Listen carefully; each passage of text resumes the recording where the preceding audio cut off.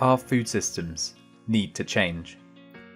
Despite a rise in agricultural production, hunger and malnutrition are growing, with 828 million people suffering from hunger in 2021. Among these are many food producers who struggle with precarious livelihoods, with almost 94% of agricultural workers employed informally. The way our food systems work also drives climate change, the loss of biodiversity, and social inequity. And in a vicious cycle, these impacts are now destabilizing our food systems, as well as threatening all forms of life on our planet. If current trends continue, greenhouse gas emissions from agriculture will increase by 58% by 2040. And in the same time frame, 56 million more hectares of land will be converted from natural habitats to land for farming. For all these reasons, we must transform our food systems to be more equitable, more resilient to recurring climate shocks, and more sustainable for the benefit of coming generations. How can we do this?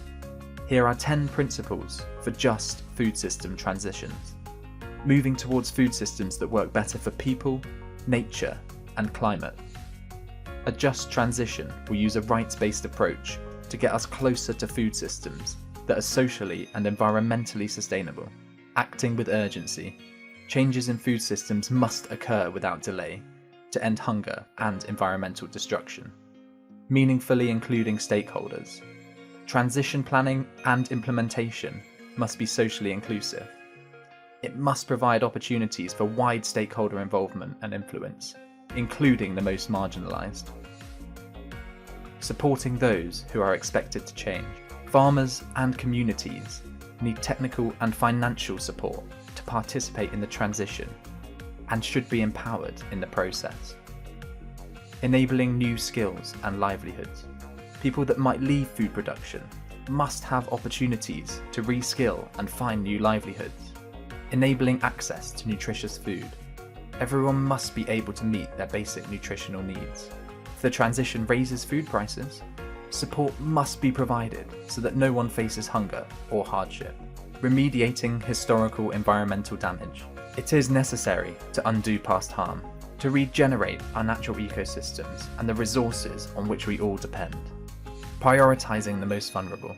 Support must start among the regions, industries, and people with the greatest challenges and the least capacity to transform. The well-resourced taking the greater share of the burden.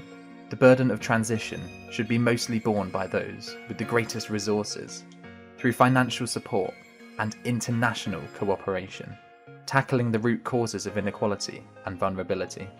Any changes to food production should tackle the sources of social and economic inequality, food insecurity, and vulnerability. These principles aim to guide food systems actors through a complex change process.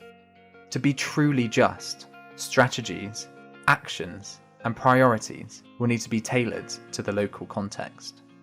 Now is the time for a just transition to sustainable food systems.